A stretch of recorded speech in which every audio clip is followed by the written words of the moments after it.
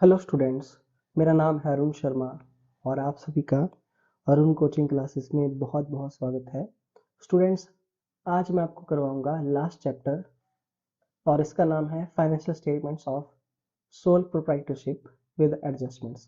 तो पिछला जो चैप्टर था वो फाइनेंशियल स्टेटमेंट्स के बारे में था, है ना।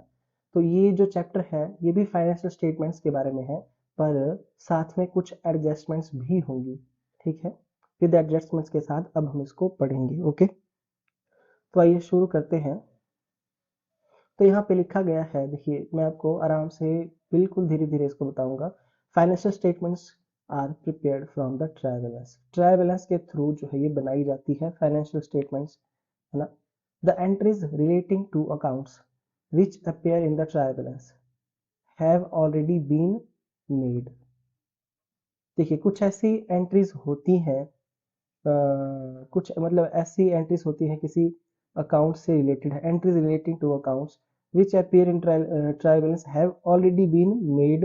मतलब ये एंट्रीज हमने पास कर ली हैं और इनको इन अकाउंट्स को फिर हमने ट्रायल बैलेंस में शो किया है।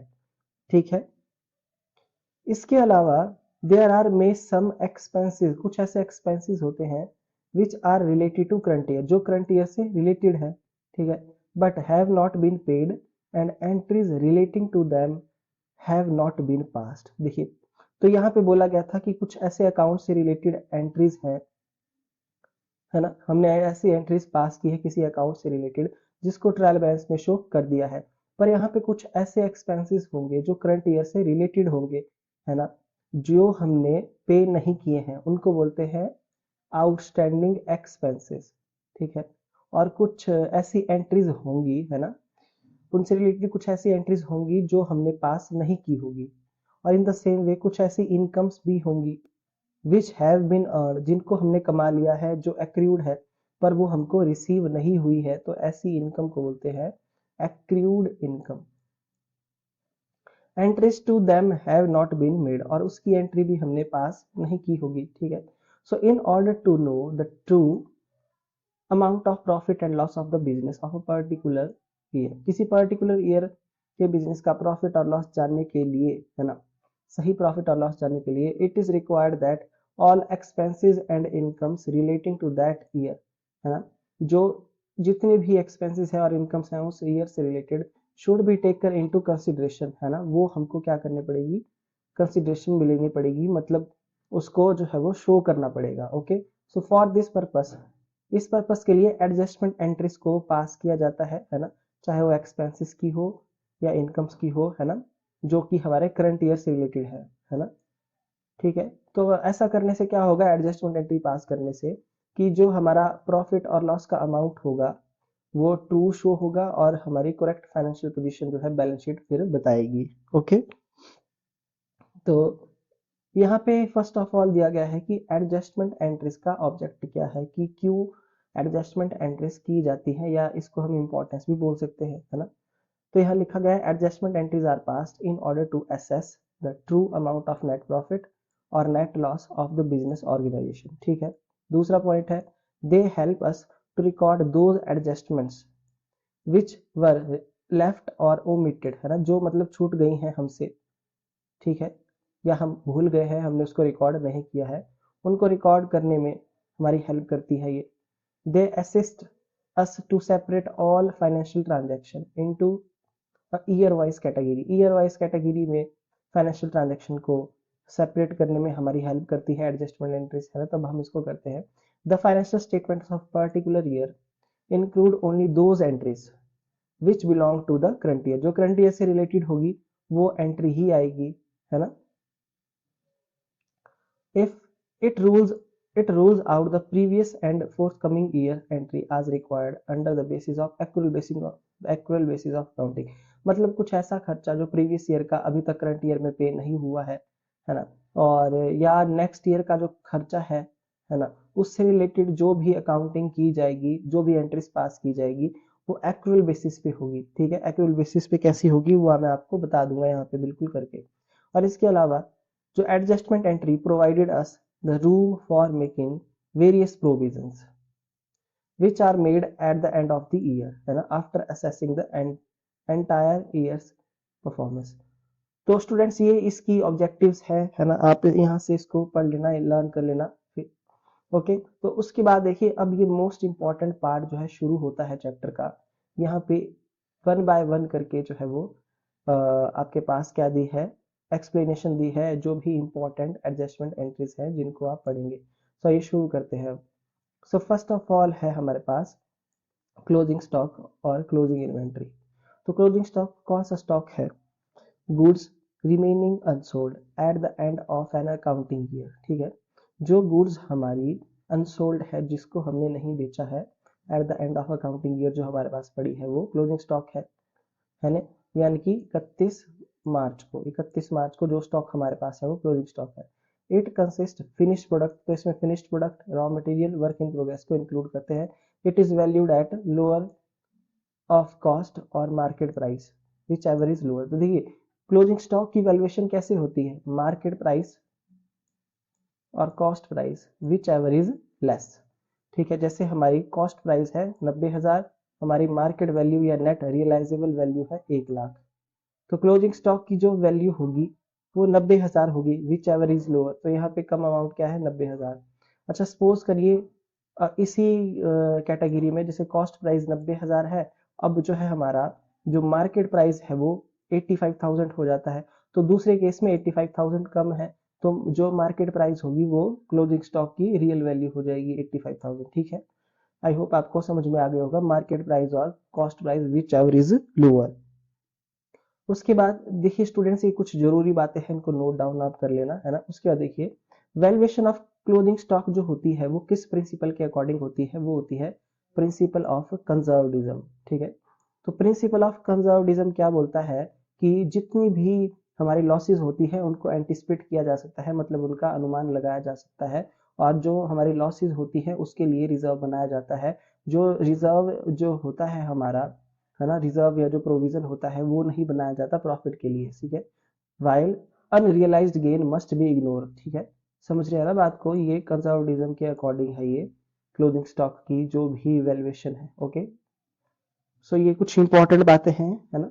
उसके बाद देखिए इसकी एंट्री यहाँ दी गई है क्लोजिंग स्टॉक की। तो क्लोजिंग स्टॉक को हम कहाँ ट्रांसफर करेंगे, क्लोजिंग स्टॉक को ट्रेडिंग अकाउंट में ट्रांसफर करेंगे। तो closing stock is brought to in the books of accounts by passing the following entry: closing stock account debit to trading account, closing stock brought into the books। ठीक है, अच्छा जी बाकी यहाँ क्या बोला गया है देखिए, closing stock is ascertained only at the end of the year. जो हमारा एंड ऑफ द ईयर यानी कि 31 मार्च को जो स्टॉक होता है ना, after closing of the accounts and therefore not include in trial balance. ठीक है, उसके बाद उसको ट्रायल बैलेंस में इंक्लूड नहीं किया जाएगा। ओके, देयर में be a situation when closing stock in, देखिए दो सिचुएशन होती है स्टूडेंट, एक सिचुएशन ऐसी होती है जिसमें क्लोजिंग स्टॉक को ट्रायल बैलेंस में नहीं दिखाया जाता, और दूसरी सिचुएशन ऐसी होती है जिसमें क्लोजिंग स्टॉक को ट्रायल बैलेंस में दिखाया जाता है ना।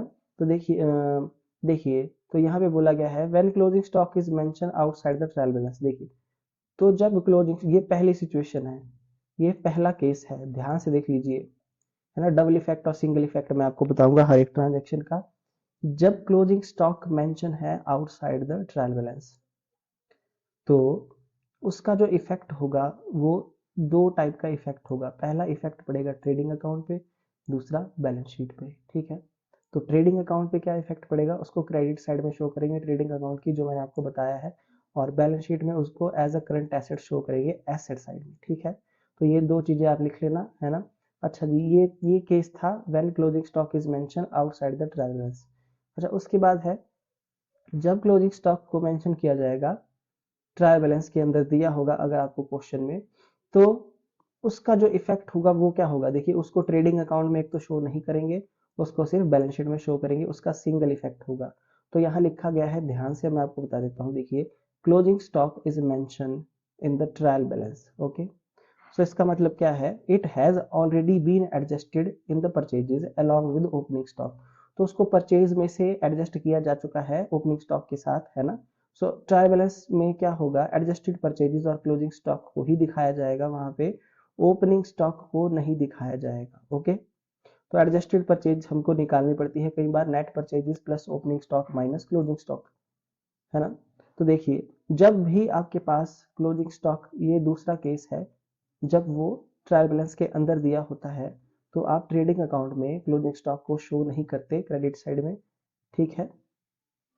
क्यों, ऐसा क्यों? क्योंकि उसको परचेज में से ऑलरेडी उसको जो है वो एडजस्ट किया जा चुका है ना, the sum of net purchase और ओपनिंग स्टॉक, है ना, दोनों से उसको एडजस्ट की कर दिया है हमने, है ना, नेट परचेज और अलॉन्ग विद ओपनिंग स्टॉक। उसको सिर्फ बैलेंस शीट की फिर एसेट साइड में दिखाया जाएगा एज अ करंट एसेट, जब वो ट्रायल बैलेंस के अंदर दिया होगा। ओके, तो ये पहली एडजस्टमेंट आई होप आपको समझ में आ गई होगी, है ना। तो सिंगल इफेक्ट, डबल इफेक्ट जो है पहले केस में होगा, दूसरे केस में जब वो ट्रायल बैलेंस के अंदर होगा तो सिंगल ही इफेक्ट होगा, ट्रेडिंग अकाउंट में नहीं आएगा, है ना। तो ये कुछ जरूरी बातें आप नोट डाउन कर लेना। अच्छा जी, तो एक एडजस्टमेंट तो हमारी एंट्री भी पास हो गई, है ना, इफेक्ट भी बता दिया आपको साथ साथ में। देखिए, अब ये दूसरी एडजस्टमेंट है हमारी, आउटस्टैंडिंग एक्सपेंसेस। तो देखिए, मैं आपको जनरल टर्म में बता देता हूँ, आउटस्टैंडिंग एक्सपेंस वो एक्सपेंस होता है जो अभी तक हमने पे नहीं किया, जिसको पे करना है। सपोज करिए कि 5,000 रुपए की सैलरी ओनर ने किसी को पे करनी थी, किसी इंप्लॉय को, है ना, और ये सैलरी अभी तक हमने उसको पे नहीं की है, तो ये हमारे लिए आउटस्टैंडिंग है, ठीक है, ऐसा है। बाकी सपोज करिए कि जैसे हमारे पास रेंट है, रेंट हमारे पास जो है वो 20,000 है, ठीक है। तो 20,000 रुपए में से हमने सिर्फ और सिर्फ 15,000 रुपए ही पे किए हैं। मतलब इसमें जो 5,000 का रेंट है वो अभी तक पे नहीं हुआ, तो 5,000 का रेंट क्या है, आउटस्टैंडिंग है, जो अभी तक पे नहीं किया है। ओके, टोटल रेंट 20,000 मैंने बोला। तो देखिए, अब यहाँ पे आउटस्टैंडिंग एक्सपेंस का मतलब है those expenses that are still payable but the benefit from them has already been derived during the current accounting period.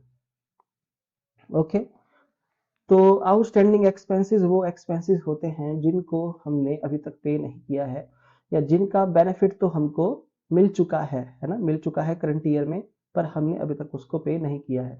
तो ऐसे एक्सपेंस को हमको बुक में जो है शो करना चाहिए, है ना। अगर हम ऐसा नहीं करेंगे तो प्रॉफिट जो आएगा हमारा वो ज्यादा होगा, है ना।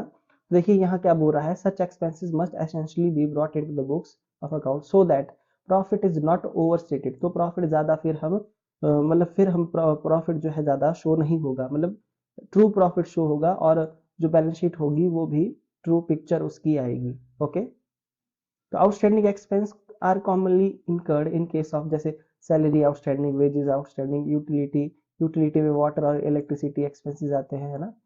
तो एडजस्टमेंट एंट्री जो पास होती है आउटस्टैंडिंग एक्सपेंसेस से रिलेटेड, वो क्या होती है, expenses account debit to outstanding expense account, ठीक है। तो बीइंग अनपेड और outstanding expenses brought into the books, ठीक है। ओके जी, जैसे यहाँ पे 1,65,000 रुपए ये इलेक्ट्रिसिटी चार्जेस टोटल एक्सपेंस जो है हमारा है ना, इसमें से 15,000 जो रुपए है वो आउटस्टैंडिंग है, ठीक है, 15,000 रुपए आउटस्टैंडिंग है। देखिए स्टूडेंट्स, ध्यान से अब मैं आपको बात समझा देता हूँ। ये जो यहाँ लिखा गया है, पूरी साल हमने 1,65,000 रुपए पे किया, ठीक है, पर 15,000 रुपए ऐसा एक्सपेंस है इलेक्ट्रिसिटी चार्जेस का जो अभी पे करना बाकी है ना, जो अभी पे करना बाकी है, जो पे नहीं किया है, तो उसकी एंट्री पास हो जाएगी electricity charges account debit to outstanding electricity charges account. Okay, तो देखिए स्टूडेंट्स, तो 1,65,000 हमने पे किया, ठीक है, जो पे नहीं किया वो है 15,000, तो इसको भी हम यहाँ पे ऐड कर देंगे क्योंकि ये आउटस्टैंडिंग एक्सपेंस करंट ईयर से रिलेटेड है, ठीक है। तो टोटल हमारे पास 1,80,000 रुपए जो है इलेक्ट्रिसिटी चार्जेस एक्सपेंस बनता है, जिसमें से 15,000 आउटस्टैंडिंग है ना।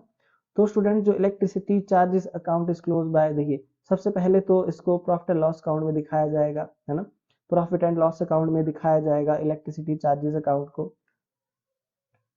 ठीक है, जैसे, और उसमें आउटस्टैंडिंग एक्सपेंस को हम क्या कर देंगे, ऐड कर देंगे, यहाँ पे 1,80,000 आ जाएगा, जो मैं आपको बता रहा हूँ, जैसा कि यहाँ पे इसने बताया है। मैं प्रॉफिट एंड लॉस अकाउंट की बात कर रहा हूँ। दूसरा, बैलेंस शीट में इसको लाइबिलिटी साइड में जो है शो करेंगे एज अ करंट लाइबिलिटी, हम इसको दिखाएंगे आउटस्टैंडिंग इलेक्ट्रिसिटी चार्जेस को, ठीक है। तो दो इफेक्ट होते हैं इसके, पहला देखिए आउटस्टैंडिंग एक्सपेंस जो होता है वो कंसर्न एक्सपेंस में ऐड होता है और बैलेंस शीट की लायबिलिटी साइड में एज अ करंट लायबिलिटी उसको शो किया जाता है। ठीक है, ये पहला इफेक्ट हो गया, ये दूसरा इफेक्ट हो गया।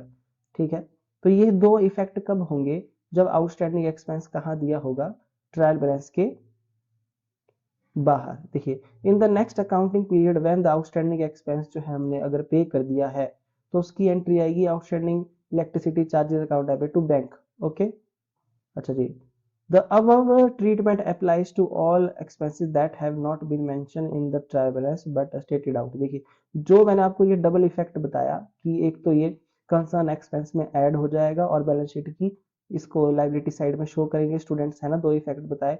ये इफेक्ट डबल इफेक्ट तब होगा जब ये ट्रायल बैलेंस के बाहर दी होगी हमको ये एडजस्टमेंट। ठीक है, अच्छा जी, अब ये जो लाइन है यहाँ पे आप देख लीजिए और लिख भी लीजिए कि अगर आउटस्टैंडिंग एक्सपेंस से रिलेटेड जो भी इंफॉर्मेशन है वो हमको दी है ट्रायल बैलेंस के अंदर, मतलब आउटस्टैंडिंग एक्सपेंस ट्रायल बैलेंस के अंदर बताया गया है, तो इसका मतलब है इससे रिलेटेड एडजस्टमेंट एंट्री को पहले ही पास किया जा चुका है ना। तो अब हम क्या करेंगे, सिर्फ इसको करंट लायबिलिटी शो करेंगे as a current liability balance sheet की लायबिलिटी साइड में।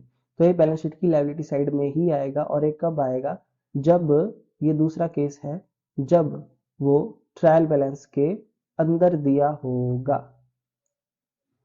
ठीक है, if the outstanding expenses are subjected to levy of GST following journal entries is pass expenses account debit to input CGST to input SGST, है ना, या IGST भी होगा तो वो डेबिट हो जाएगा। ओके, तो आउटस्टैंडिंग एक्सपेंस अकाउंट, ठीक है, outstanding expenses recorded along with GST. I hope आपको ये ट्रांजैक्शन भी समझ में आ गई होगी। इसका सिंगल डबल इफेक्ट कब होगा ये भी मैंने आपको बता दिया है ना। ओके जी, उसके बाद जो नेक्स्ट अब हमारे पास है, देखिए नेक्स्ट अब हमारे पास है प्रीपेड एक्सपेंसेस और एक्सपेंसेस पेड इन एडवांस। तो ऐसा खर्चा जो हमने एडवांस में पे कर दिया, है ना, सपोज करिए कि इस साल का 31 मार्च का खर्चा जो है रेंट का वो 5,000 था, पर हमने जो है वो 10,000 रुपये पे कर दिया, मतलब जो मतलब करंट ईयर में ही हमने 10,000 रुपीज दे दिया है। पर इसमें से ये जो 10,000 हमने खर्चा दिया है ये 5,000 ज्यादा है, जबकि हमको 5,000 देना चाहिए था। तो ये 5,000 जो एक्सेस पे किया है हमने, ये हमारा रेंट पेड इन एडवांस या प्रीपेड एक्सपेंस है या अनएक्सपायर्ड एक्सपेंस है। ठीक है, मतलब जिसकी बारी अभी तक नहीं आई है एक्सपायर होने की, जिसकी पेमेंट की बारी अभी तक नहीं आई है, पर हमने उसको ऑलरेडी अपने आप ही पे कर दिया एडवांस में, तो एक्सपेंस पेड इन एडवांस बोलते हैं इसको। द प्रीपेड या अनएक्सपायर्ड एक्सपेंसेस और एक्सपेंसेस पेड इन एडवांस का मतलब है वो expenses that have been paid in current accounting period, जो करंट अकाउंटिंग पीरियड में पे कर दिया है, जो इस साल का खर्चा है नहीं और जिसका बेनिफिट अभी तक हमको नहीं मिला है, जिसका बेनिफिट हमको नेक्स्ट ईयर में मिलेगा। ओके, तो unexpired prepaid portion of the expense is taken over to the next year so that the correct amount of profit of current year is ascertained, है ना, and the financial statements reflect a fair position. तो देखिए students, सबसे पहले जो pre adjustment entry पास होगी prepaid expense की, वो आप देख लो कि prepaid expense account debit to expense account. तो मैं आपको कुछ बातें बता दूं, ऊपर वाला जो हमारा था वो था आउटस्टैंडिंग एक्सपेंस। ठीक है, तो आउटस्टैंडिंग एक्सपेंस करंट लायबिलिटी होती है और इसको ऐड किया जाता है प्रॉफिट एंड लॉस अकाउंट में कंसर्न एक्सपेंस के साथ। और जो प्रीपेड एक्सपेंस होता है वो हमारे लिए क्या होती है, करंट एसेट होती है, इसलिए इसको एसेट साइड में दिखाते हैं पहला। तो दूसरा, और इस ये जो है हमने एडवांस में पे किया है, इसलिए कंसर्न एक्सपेंस से ये माइनस हो जाता है, लेस हो जाता है। ठीक है, इसके दो इफेक्ट होते हैं, तो सिंगल डबल इफेक्ट दोनों मैं आपको बताऊंगा कब करना है, कब क्या करना है। प्रीपेड एक्सपेंसेस के कुछ example, insurance paid interest, insurance prepaid interest, utility और other expenses paid in advance, ये है। ठीक है, treatment of period expenses in financial statement is as under. When prepaid expenses are mention outside the trial balance, जो prepaid expenses होते हैं अगर उनको ट्रायल बैलेंस के बाहर दिया हो, प्रीपेड एक्सपेंस अगर ट्रायल बैलेंस के बाहर लिखा गया हो, तो प्रीपेड पोर्शन जो होता है एक्सपेंसेस का उसको टोटल एक्सपेंसेस से माइनस किया जाएगा, है ना, प्रॉफिट एंड लॉस अकाउंट में। जैसा कि मैंने आपको बताया कि प्रीपेड एक्सपेंस लेस होता है और प्रीपेड एक्सपेंस हमारे लिए एसेट है, इसलिए एज अ करंट एसेट इसको शो किया जाएगा प्रीपेड एक्सपेंस को। तो देख लीजिए कि टोटल रेंट चार्जेस जो है हमारे 60,000 है। ठीक है, और यहाँ पे 15,000 रुपये जो है प्रीपेड है। ओके, क्या है? प्रीपेड है। तो अब हम क्या करेंगे, जब प्रॉफिट एंड लॉस अकाउंट बनाएंगे तो हम लिखेंगे यहाँ पे टू रेंट अकाउंट है ना 60,000 और लेस कर देंगे प्रीपेड रेंट को 15,000 और बाहर लिख देंगे 45,000 और बैलेंस शीट की एसेट साइड में as a current asset show करेंगे। ये हमने तब करना है जब ये हमको आउटसाइड दिया हो बैलेंस शीट के प्रीपेड रेंट 15,000। अच्छा, दूसरा क्या है? इफ ये दूसरा केस है कि अगर प्रीपेड एक्सपेंस मेंशन किया है इनसाइड द ट्रायल बैलेंस, ये ट्रायल बैलेंस के अंदर दिया है हमारे पास, देखिए मैं हाईलाइट कर रहा हूँ ये लाइन कि ट्रायल बैलेंस के अंदर दिया हुआ है प्रीपेड एक्सपेंस, तो क्या होगा? इसका मतलब एडजस्टमेंट एंट्री, जो एडजस्टमेंट एंट्री है ऑलरेडी पास हो चुकी है, मतलब ये जो एडजस्टमेंट एंट्री है ये हमने पास कर दी है ना। उसके बाद हम क्या करेंगे, सिर्फ और सिर्फ इसको as a current asset show करेंगे बैलेंस शीट में, सिंगल इफेक्ट होगा जब ये इनसाइड द ट्रायल बैलेंस दिया होगा तो। ओके, तो व्हेन एक्सपेंसेस आर पेड है ना, देखिए expenses account debit including prepaid, input C GST S GST जो भी जीएसटी है वो डेबिट हो जाएगा टू कैश और बैंक अकाउंट, हमने इसको पे कर दिया। ओके, इंक्लूडिंग प्रीपेड एक्सपेंस, ठीक है, मतलब टोटल 60,000 पे कर दिया। बाकी यहाँ लिखा गया है when the expenses is transfer to prepaid expense account, तो prepaid expense account debit to expense account ये एंट्री होती है स्टूडेंट, ठीक है। Prepaid expense account debit to expense account, यही एंट्री यहाँ पे एडजस्टमेंट एंट्री हमने बताई है इसमें। ओके, तो ये हमारी दो एडजस्ट अभी तक जो है हमारी ये प्रीपेड आउटस्टैंडिंग एक्सपेंस की भी हो गई, तो कुल मिला के हमने अभी तक 3 एडजस्टमेंट के बारे में पढ़ लिया है, ठीक है। अब उसके बाद नेक्स्ट आता है, नेक्स्ट भी मैं आपको बता देता हूँ है ना, फिर उसके बाद आज का लेक्चर ही फिर स्टॉप कर देंगे है ना, क्योंकि बहुत ज़्यादा हो जाएगा नहीं तो फिर। अब चौथी एडजस्टमेंट ध्यान से देख लीजिए, एक्रीव्ड इनकम और income earn but not received, ठीक है। एक्रीव्ड इनकम या ऐसी इनकम जो हमने अर्न कर ली है पर रिसीव नहीं हुई। सपोज करिए आपने एक शॉप में काम किया और 1 महीना काम करने के बाद आपको 5,000 रुपये मिलने चाहिए थे, पर 15 तारीख हो चुकी है नेक्स्ट मंथ की, अभी तक आपको आपका पैसा नहीं मिला। तो स्टूडेंट्स ऐसी जो मतलब हमारी, ये मैं अपनी बात कर रहा हूँ एम्प्लॉयज़ की, ठीक है, ये ऐसी इनकम हुई एम्प्लॉय के लिए है, ये इनकम ऐसी हुई जो एक्रूड इनकम हुई। अब बिजनेस के पॉइंट ऑफ व्यू से बात कर लेते हैं, बिजनेस की बात करते हैं, क्योंकि इनकम तो हमको बिजनेस की शो करनी है ना। तो देखिए कि सपोज करिए कि हमने हमारी जो है एक बिल्डिंग है ना, और हमने उसको रेंट पे चढ़ाया है, तो रेंट रिसीव्ड मैं बोलूँगा इसको, हम हर महीने करेंगे। तो सपोज करिए स्टूडेंट्स कि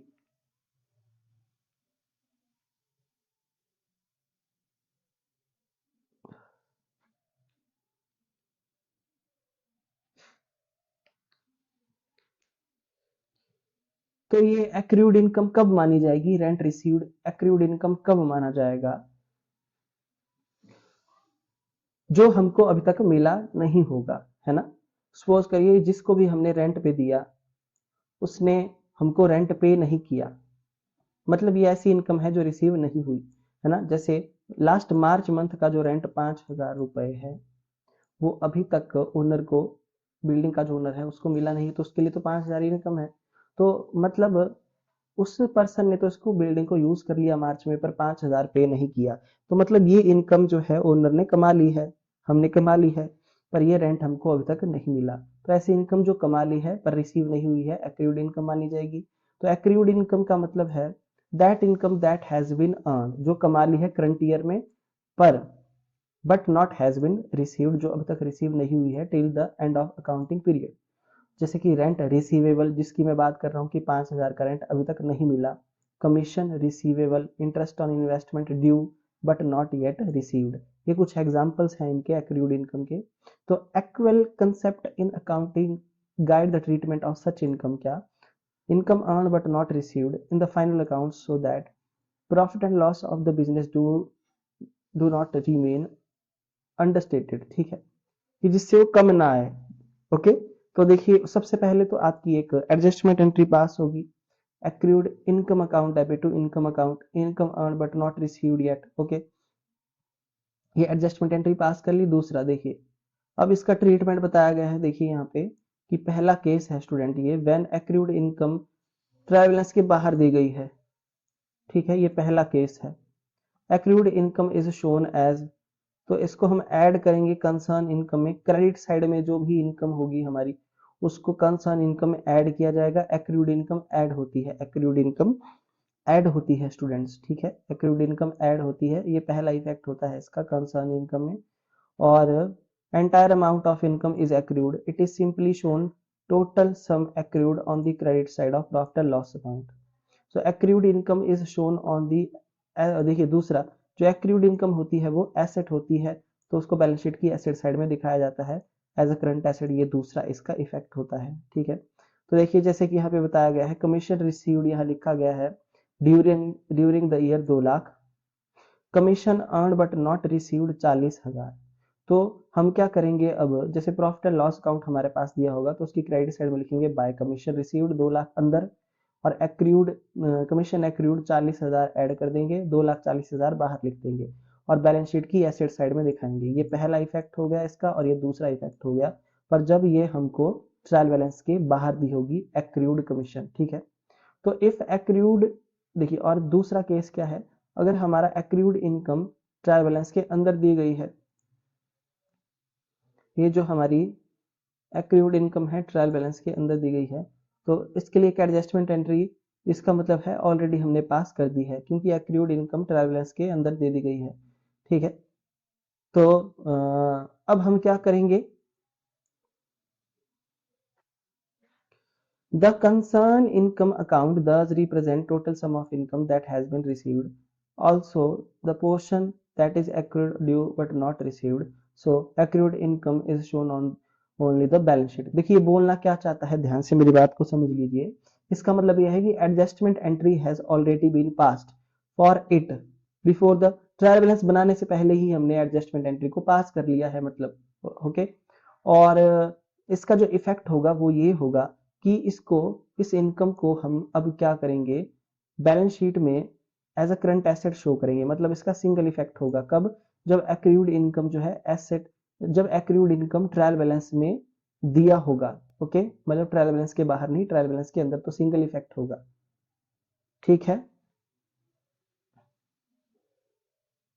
और यहाँ पे एक बात और लिखी गई है कि concern income account does represent total sum of income that has been received, जो रिसीव कर ली है, एंड ऑल्सो द पोर्शन, जो पोर्शन था एक्रूड वो भी। ओके, पर ये बात कब होगी, जब इन साइड द ट्रायल बैलेंस होगा तो सिंगल इफेक्ट होगा, तो सिर्फ और सिर्फ आप क्या करेंगे, तब आप बैलेंस शीट में ही शो करेंगे, वरना बाहर होगा तो दो इफेक्ट होते हैं। ठीक है, तो एक्रूड इनकम पे अगर जीएसटी लगाया जाता है तो एंट्री पास होती है, एक्रूड इनकम डेबिट होता है क्योंकि ये करंट एसेट होती है। तो इनकम अकाउंट जो भी रेलिवेंट इनकम है ना, related income, to output GST लगता है इनकम के ऊपर, और एक्सपेंस के ऊपर इनपुट जीएसटी। ठीक है स्टूडेंट्स,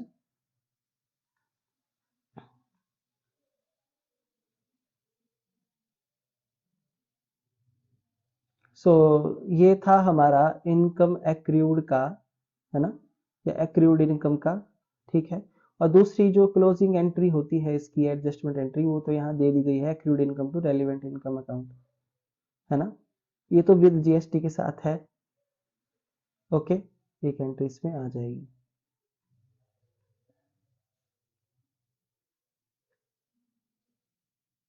सो स्टूडेंट, ये नेक्स्ट एडजस्टमेंट मैं आपको नेक्स्ट लेक्चर में कराऊंगा। आज के लिए इतना ही, थैंक यू सो मच।